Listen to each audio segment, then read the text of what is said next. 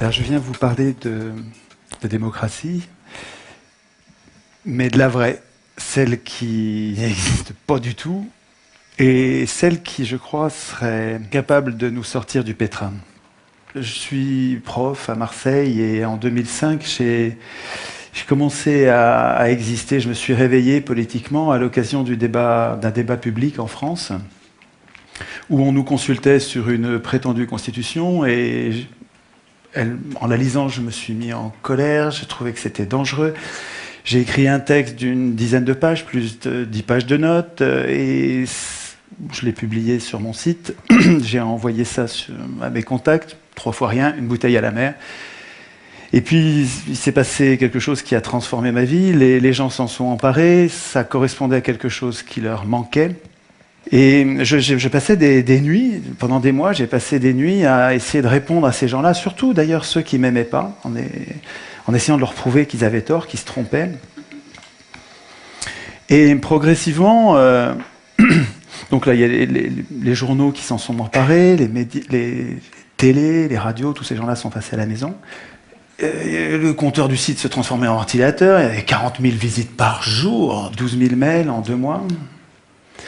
Et finalement, rétrospectivement, ensuite, je me suis aperçu que c'est le regard des autres qui était en train de me transformer, qui était en train de me donner une force inouïe.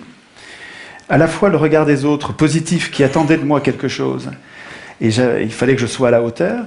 Et puis les regards de ceux qui ne m'aimaient pas du tout, qui se méfiaient de moi, qui disaient que j'étais un imposteur, un bon à rien, quelqu'un qui n'était pas à sa place. Et j'avais envie de leur montrer qu'ils se trompaient. Et ça tendait le même ressort, mais donc c'était vraiment tous les regards me donnait une énergie considérable et qui marche encore aujourd'hui, qui marche vraiment absolument aujourd'hui. Et j'ai découvert que c'est une vieille affaire, que les Athéniens appelaient ça la vergogne. Et je trouve que c'est un concept très intéressant et essentiel. Pour les Athéniens, le bon citoyen donnait de l'importance au regard des autres. Ça le poussait à la vertu. Quand les autres comptaient sur lui, et le récompenser de leur regard, ça lui donnait l'intention d'être vertueux. Et quand les autres avaient un regard réprobateur, ça les incitait à ne pas sortir, ça incite le citoyen à ne pas sortir du sentier de la vertu. Et c'est vrai que ça marche. Les gens qui ont de la vergogne sont plus vertueux que les autres. Et donc inversement, ceux qui n'ont pas de vergogne sont extrêmement dangereux, au point qu'à l'époque, vous avez des mœurs plus brutales que nous aujourd'hui. Pas obligé peut-être de les mettre à mort, mais on pourrait éviter de leur donner des responsabilités. Depuis, finalement, je me donne du mal pour... Pourquoi ? D'abord, je cherche à comprendre la cause des injustices sociales. J'essaye de voir s'il n'y a pas une cause principale pour toutes les injustices sociales. Ensuite, je découvre avec émerveillement les idées géniales qui fondaient la démocratie athénienne, donc une vraie démocratie. Je remets plein de mots à l'endroit, des mots importants qui sont complètement mis à l'envers depuis au moins 200 ans. Et finalement, j'essaie d'imaginer... Alors, c'est un chantier. Je n'ai pas une vérité révélée. Je construis un objet, là. J'essaie de rendre robuste une idée. Je cherche à penser des institutions, de bonnes institutions, qui nous protégeraient tous contre les abus de pouvoir. Je compte sur de bonnes institutions pour nous pousser à la vertu. Je ne compte pas sur des citoyens vertueux, je ne crois pas à ça. Je pense que nous avons tous en nous-mêmes du bon et du mauvais. Par contre, de bonnes institutions pourraient nous pousser à la vertu, ou, comme c'est le cas aujourd'hui, nous laissent dériver complètement en dehors de l'intérêt général et du bien commun. Pour chercher, j'utilise une méthode formidable que nous a conseillé un vieux monsieur, donc Hérodote, antique, un médecin, qui disait « chercher la cause des causes ». Et je me sers de ça tout le temps. Pourquoi il disait ça ? Il disait « quand on a un problème, quand il y a un mal à soigner, évidemment, ne vous en prenez pas aux conséquences. Vous ne réglerez pas le problème. Ne vous en prenez même pas aux causes. Elles sont multiples, tout est multifactoriel. C'est pas ça. Il vaut mieux chercher parmi toutes les causes la cause, s'il y en a une, au moins une des causes déterminantes, c'est-à-dire celle qui détermine les autres causes. Et c'est celle-là qu'il nous faut. C'est ça que je cherche. Alors, je partage avec tous les copains résistants, parce que je rencontre, depuis que je fais de la politique, je rencontre plein de gens qui résistent depuis toujours, et je partage avec eux, évidemment, toutes ces luttes, et j'ai fait un schéma pour vous montrer la variété des sujets sur lesquels les gens résistent. Et donc j'ai fait ça sous forme d'arbre, et l'arbre montre, enfin, ça permet de montrer que je m'étonne que tous ces résistants s'en prennent à des choses importantes, mais qui ne sont que des conséquences. Et je trouve que personne n'essaye de comprendre la cause de tout ça. Et il me semble que j'ai trouvé, alors je me trompe peut-être, mais j'ai l'impression d'avoir trouvé une cause commune à toutes ces impuissances et à toutes ces injustices. Donc je pars des conséquences, des injustices sociales, j'essaye de comprendre d'où elles viennent. Il me semble qu'elles viennent de l'absence de contrôle des pouvoirs qui produisent une impuissance populaire, et je pense que s'il y a des injustices sociales, c'est parce que les gens bien, les gens normaux, n'ont pas le pouvoir de résister. Tous ces gens qui résistent et que je connais, tous ces militants, ils résistent, ils passent toute leur vie à se bagarrer, ils ne changent rien. Comment ça se fait? Parce que leur impuissance politique leur interdit d'agir. Mais d'où elle vient, cette impuissance politique? Pour ce que j'en analyse, je pense que cette impuissance politique vient de la Constitution, du texte qui fait que les élus ne sont pas révocables, ils n'ont pas de compte à rendre, on ne peut pas choisir nos candidats, on n'a pas de référendum d'initiative populaire. De notre initiative, nous ne pouvons décider de rien. La monnaie, on la laisse privatiser parce que dans la Constitution, il n'y a rien pour obliger au fait qu'elle soit publique, etc., etc. Je n'ai pas le temps de développer, mais dans la Constitution, toutes nos impuissances sont programmées. Ça ne vient pas du ciel, c'est écrit quelque part. Alors, j'essaye toujours de comprendre quelle est la cause des causes, quelle est la cause de cette cause. Qu'est-ce qui fait que, partout dans le monde, toutes les constitutions programment l'impuissance des peuples?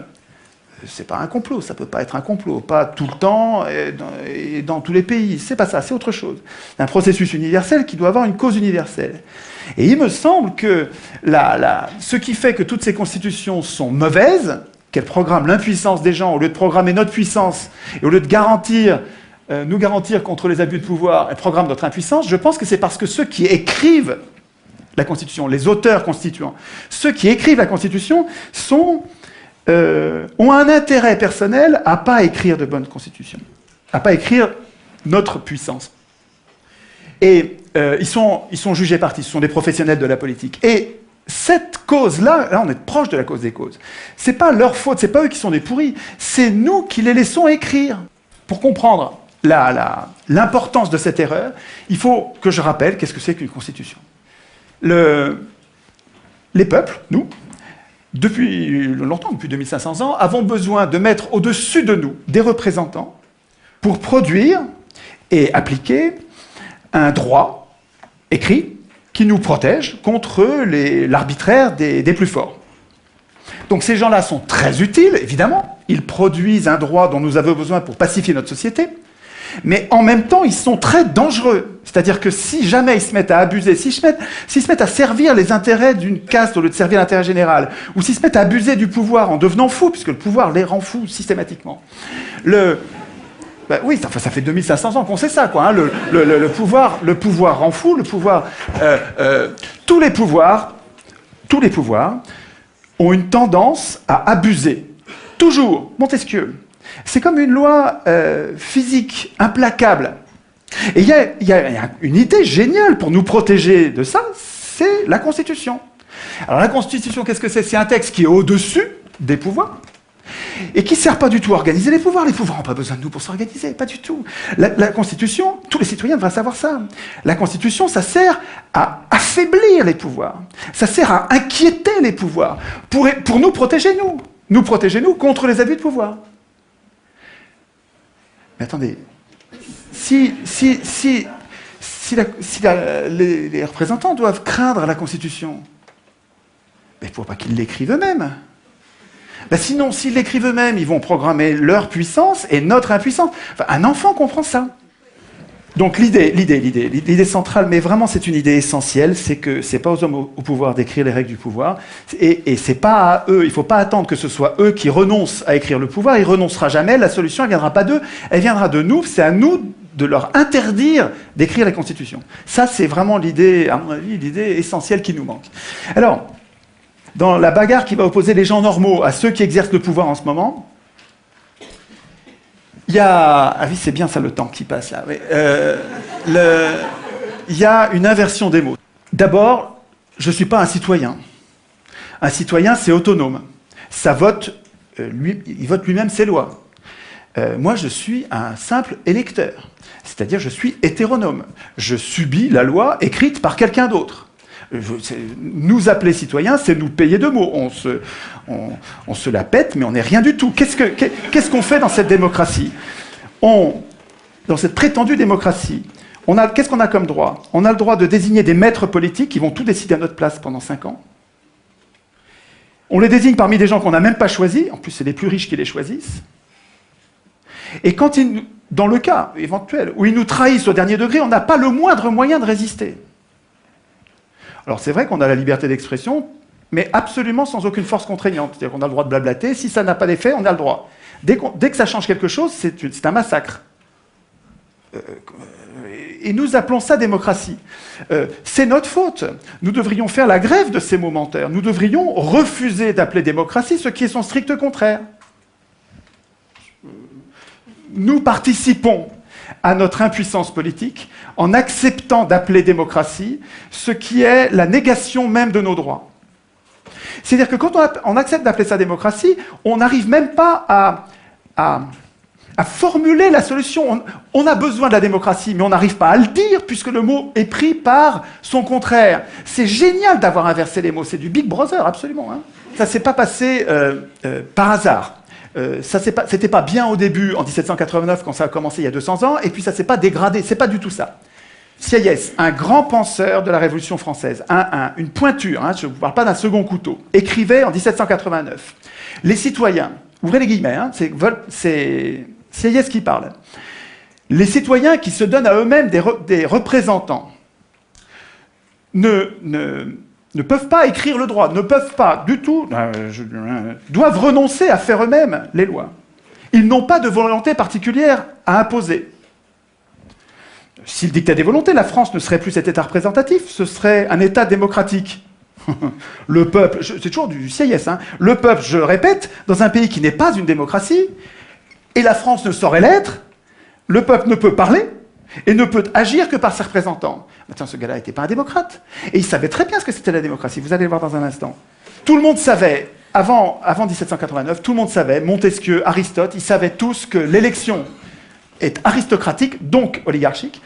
Aristote le disait explicitement, je vous passe la citation. Montesquieu le disait aussi explicitement, je vous passe la citation. Vous irez sur le net pour chercher, il faut que j'aille du temps. Je voudrais insister, ça c'est super important. Il y a 2 choses très importantes. Pendant 200 ans de tirage au sort à Athènes, où il y avait des riches et des pauvres. Ok, je sais qu'ils avaient mis de côté les esclaves, je sais qu'ils mettaient de côté les femmes. Je ne vous parle pas de ça, je vous parle des citoyens. Les citoyens de l'époque, il y avait des riches et des pauvres. Pendant 200 ans de tirage au sort, c'est les pauvres qui ont dirigé toujours. Toujours. Au contraire, on a un autre exemple. Alors, on a deux exemples historiques, avec des faits. Ce n'est pas des opinions, c'est des faits. Pendant 200 ans de tirage au sort, le tirage au sort, c'est les pauvres qui gouvernaient. Il y avait des riches, mais ce n'est pas eux qui gouvernaient, c'est les pauvres qui gouvernaient.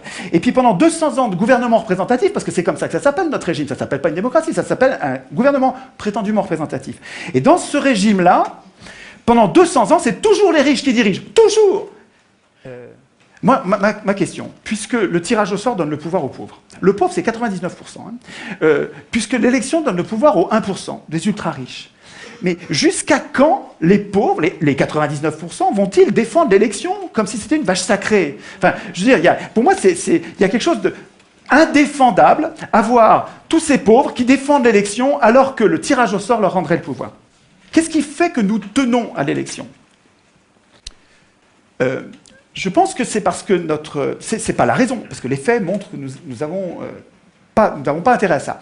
Mais par contre, c'est les mythes. L'école dite républicaine nous apprend que depuis qu'on est tout petit, que élection égale démocratie, démocratie égale élection. Alors, depuis que tout petit, on le croit. Et donc, il y a une période de désintoxication de ces mensonges de pouvoir. Il faut arriver à remettre les mots à l'endroit. Nous ne sommes pas en démocratie, et ce dont nous aurions besoin, c'est une démocratie avec du tirage au sort qui nous libérerait de ceux qui veulent le pouvoir. pour changer les choses, il me semble que nous ne pouvons pas compter, il ne faut pas compter sur ceux qui ont le pouvoir en ce moment. La solution ne viendra pas d'eux. La solution, elle viendra des gens normaux, des gens simples, des gens qui ne veulent pas de pouvoir. Et là, il faut que vous connaissiez cette pensée d'Alain, qui est un penseur formidable, à connaître absolument, qui disait « Le trait le plus visible de l'homme juste est de ne point vouloir du tout gouverner les autres, et de se gouverner seulement lui-même. Cela décide tout. Autant dire que les pires gouverneront.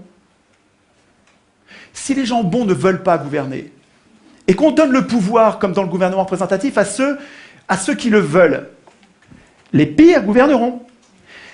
Ce piège, qui est désespérant d'Alain, Alain, il a raison quand il dit ça, il a raison dans le gouvernement représentatif. Parce que tant qu'on donne le pouvoir à ceux qui le veulent, tous les gens qui sont justes, qui sont bons, qui ne veulent pas du pouvoir, on ne les aura pas. Alors que on peut sortir de ce piège de cette tenaille, je pense, avec une vraie démocratie. Une vraie démocratie où vous donnez le pouvoir à n'importe qui, et les meilleurs d'entre nous sont parmi ces n'importe qui ne veulent pas du pouvoir. C'est la démocratie qu'il nous faut. Mais c'est à nous de le vouloir. Il ne faut pas attendre que nos élus le veuillent. Ils ne le voudront jamais. Les élus, ils ne veulent pas la démocratie. Ça les foutrait au chômage, la démocratie.